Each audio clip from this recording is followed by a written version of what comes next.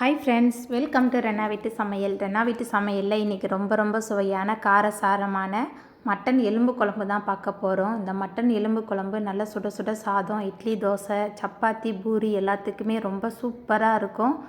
வீட்டில் உள்ள பேசிக் மசாலா வச்சு அட்டகாசமாக செஞ்சிடலாம். எல்லாருமே ரொம்ப விரும்பி சாப்பிடுவாங்க.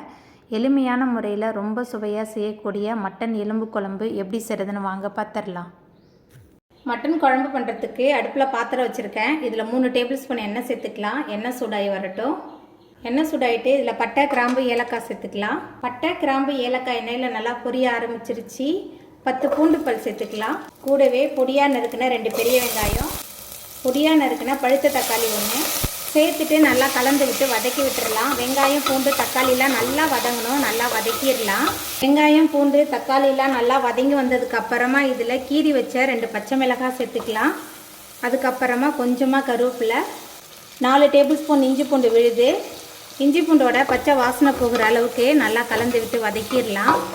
வெங்காயம், தக்காளி நல்லா வதங்கி இஞ்சி பூண்டோட பச்சை வாசனை போயிடுச்சு. அதுக்கப்புறமா இதில் நம்ம சுத்தம் பண்ணி வச்சுருக்கிற மட்டன் எலும்பு சேர்த்துக்கலாம். மஞ்சத்தூள் சேர்த்து நான் சுத்தம் பண்ணி வச்சுருக்கேன். அந்த மட்டன் சேர்த்துட்டு மறுபடியும் நல்லா கலந்து விட்டு வதக்கிடலாம். மட்டன் குழம்புல கொஞ்சமாவது நம்ம எலும்பு சேர்த்து நம்ம சமைக்கும் போது தான் மட்டன் குழம்பு ரொம்பவே ருசியாக இருக்கும். நல்லா கலந்து விட்டு வதக்கிடலாம். மட்டன் சேர்த்துட்டு நல்லா கலந்து விட்டு வதக்குனதுக்கப்புறமா இதில் 6 டேபிள் ஸ்பூன் குழம்பு மிளகாய்த்தூள் சேர்த்துக்கலாம். கூடவே 1 ஸ்பூன் மஞ்சத்தூள், குழம்புக்கு தேவையான அளவுக்கு கல்லுப்பு சேர்த்துட்டு நல்லா கலந்து விட்டு வதக்கி விட்டுடலாம். மசாலா, மட்டன் ரெண்டுமே சேர்ந்து நல்லா கலந்து வதங்கணும். நல்லா வதக்கிடலாம்.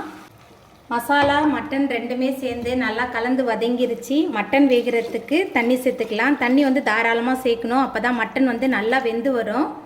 தண்ணி சேர்த்துட்டு நல்லா கலந்து விட்டுடலாம். தண்ணி சேர்த்துட்டு நல்லா கலந்ததுக்கப்புறமா ஒரு மூடி போட்டு வச்சிடலாம். மட்டன் நல்லா வெந்து வரட்டும். மட்டன் நல்லா வெந்து கமகமன் வாசனை வர ஆரம்பிச்சிருச்சு. இப்போ நம்ம திறந்து பார்த்துடலாம். பாருங்கள், மட்டன் நல்லா கொதிக்க ஆரம்பிச்சிருச்சு. இந்த ஸ்டேஜில் நம்ம அரைச்சி வச்சுருக்கிற தேங்காய் விழுது சேர்த்துக்கலாம். அரை மூடி தேங்காய், அது கூட 2 டேபிள் ஸ்பூன் சோம்பு சேர்த்து விழுத அரைச்சி வச்சுருந்தேன். அந்த தேங்காய் விழுது சேர்த்துட்டு நல்லா கலந்து விட்டுறலாம்.